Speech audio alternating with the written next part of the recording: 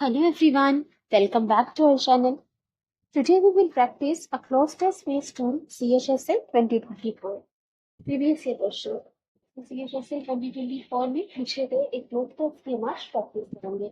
So let's start. In the following passage, some words have been deleted. Select the most appropriate option to fill in the blank.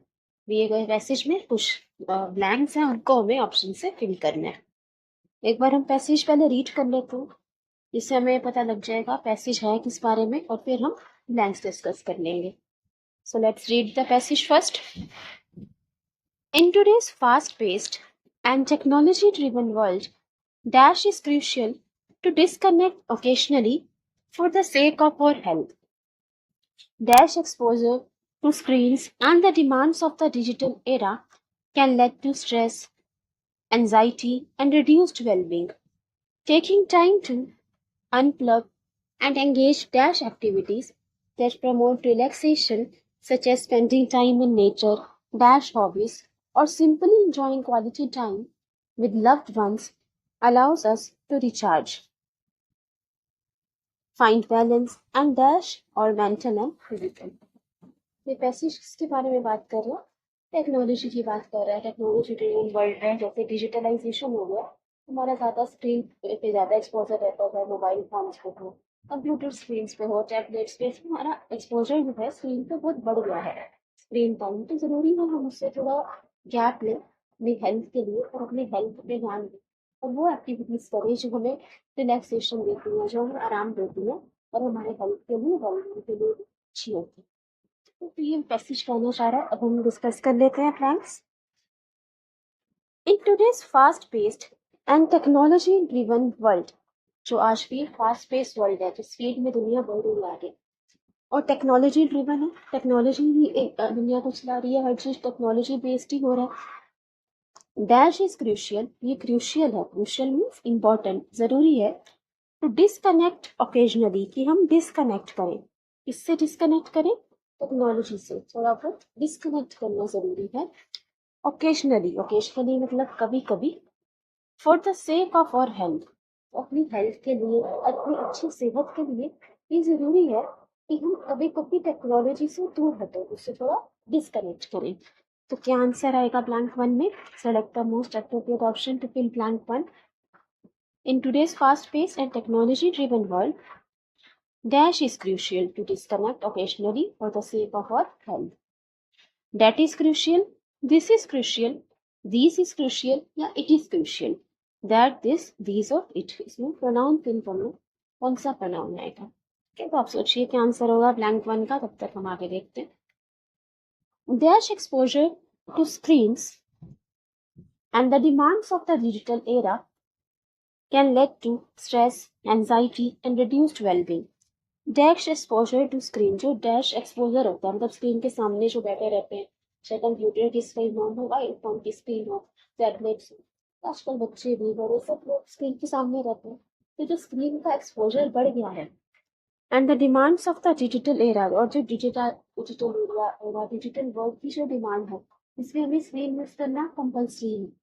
It can lead to stress, इससे stress हो सकता है, तनाव हो सकता है, anxiety हो सकती है, घबराहट हो सकती है, एंड रिड्यूस्ड वेलबींग, और वो हेल्थ के लिए इतना अच्छा नहीं होता अगर आप लगातार स्क्रीन के सामने.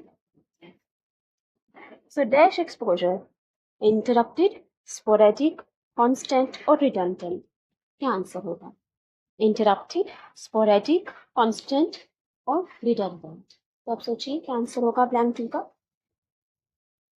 Taking time to unplug and engage in dash activities that promote relaxation, such as spending time in nature. तो taking time to unplug, या unplug करें, थोड़ा स्क्रीन से हटे, टेक्नोलॉजी से थोड़ा दूर होके डिस्कनेक्ट करके डैश एक्टिविटीज, उन एक्टिविटीज में एंगेज करें that promote relaxation, जिससे हमें रिलैक्स मिलता है, जिससे खुशी मिलती है, आराम मिलता है.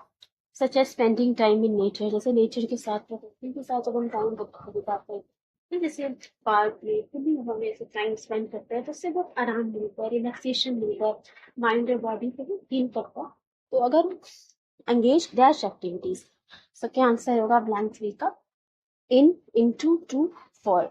engage in activities, into activities, to activities, or for activities that promote relaxation, such as spending time in nature, dash hobbies, or simply enjoying quality time with loved ones allows one us to recharge.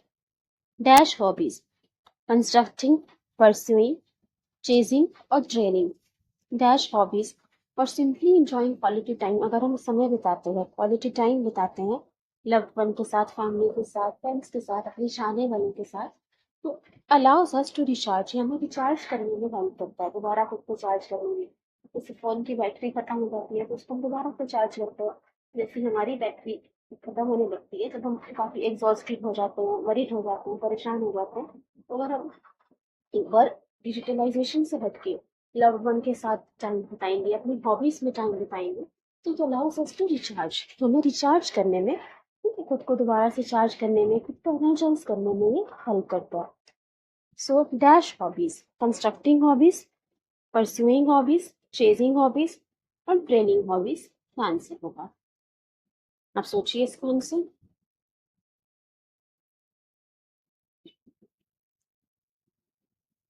Dash hobbies or simply enjoying quality time with loved ones allows us to recharge, find balance. तो अगर हम ऐसा करते हैं loved one के साथ time बिताते हैं अपनी हॉबीज को टाइम देते हैं तो ये हमें रिचार्ज करने में हेल्प करेगा फाइंड बैलेंस बनाने में हेल्प करेगा एंड डैश और मेंटल एंड फिजिकल हेल्थ और हमारी मेंटल हेल्थ और फिजिकल हेल्थ को डैश करेगा precede focus prioritise underscore precede focus prioritise underscore क्या आंसर होगा ऑप्शन नंबर ब्लैंक 5 का सो आई होप अपने अभी तक सारे ब्लैंक्स का आंसर सोच लिए होंगे फिर हम आंसर डिस्कस कर लेते हैं तो आप अपना स्कोर कैलकुलेट कर लेना in today's fast paced and technology driven world dash is crucial to disconnect occasionally for the sake of our health आज की जो दौड़ती भागती दुनिया है फास्ट पेस ना स्पीड में जो दुनिया आगे बढ़ रही है टेक्नोलॉजी ड्रिवन है टेक्नोलॉजी चला रही है सब कुछ वर्ल्ड डैश इज क्रूशियल ये ज़रूरी है क्रूशियल मतलब इम्पॉर्टेंट है टू डिस्कनेक्ट ओकेजनली कि कभी कभी हम अपनी टेक्नोलॉजी से हट जाए अपनी सेहत के लिए for the sake of our health so in today's fast pace and technology driven world dash is crucial that is crucial this is crucial this is crucial या इट इज क्रूशियल क्या answer होगा इसे answer हो जाएगा it is crucial क्योंकि these तो plural है plural में यूज करते हैं यहाँ पे प्लूरल किसी की एक से ज्यादा चीज की तो बात कर नहीं रहे आंसर हो जाएगा इट इज क्रूशियल ओकेजनली का मतलब होता है कभी कभार sometimes and crucial means important dash exposure to screens and the demands of the digital era जो एक्सपोजर है स्क्रीन के सामने बैठे रहना स्क्रीन के ज़्यादा एक्सपोजर होना ठीक है स्क्रीन के साथ ज़्यादा टाइम बिताना dash exposure to screens interrupted sporadic constant redundant interrupted sporadic constant redundant क्या आंसर आएगा इंटरप्टेड का मतलब क्या होगा कि बीच बीच में गैप देते रहना हम लोग स्क्रीन के सामने बैठ के और बीच बीच में खुद को ब्रेक दे रहे हो इंटरप्ट कर रहे हो ठीक है स्पोरेडिक कांस्टेंट रिडंडेंट कांस्टेंट मतलब हुआ लगातार अगर आप लगातार स्क्रीन के सामने रहते हो खुद को ब्रेक भी नहीं दे रहे स्क्रीन के सामने बैठना गलत नहीं है तो बीच में खुद को ब्रेक देते रहना चाहिए so dash exposure to screens can and the demands of the digital era कैसे होगा स्ट्रेस एंजाइटी अगर आप लगातार स्क्रीन के सामने बैठे हो या रुक रुक के बैठते हो ब्रेक लेके आंसर हो जाएगा ऑप्शन नंबर 3 कांस्टेंट अगर आप लगातार स्क्रीन के सामने बैठे रहते हो dash constant exposure to screens and the demand of the digital era और जो डिजिटल वर्ल्ड की ठीक है जो टाइम की जो डिमांड है it can lead to stress anxiety and reduce wellbeing क्योंकि हमें स्क्रीन के सामने टाइम बिताना ही पड़ता है चाहे वो पढ़ने के लिए हो ऑफिस का काम करने के लिए हो आजकल बच्चों को बड़ों को सबको स्क्रीन के सामने तो टाइम बिताना ही पड़ता है तो अगर कांस्टेंट एक्सपोजर है स्क्रीन का अगर आप बिल्कुल स्क्रीन के सामने बैठे रहते हो बिल्कुल ब्रेक नहीं लेते हो तो उससे स्ट्रेस हो सकता है एंजाइटी हो सकती है और रिड्यूस वेलबींग और हेल्थ के लिए भी अच्छा नहीं होता तो आंसर हो जाएगा कांस्टेंट बाकी ऑप्शंस का मीनिंग देख लेता हूँ इंटरप्ट का मतलब होता है इंटरफेयर, डिस्टर्ब, तो बीच बीच में इंटरफेयर करते रहना, डिस्टर्ब करना। स्पोरेडिक का मतलब होता है इरेगुलर और ओकेशनल, मतलब कभी कभार, इरेगुलर है, ओकेशनल है।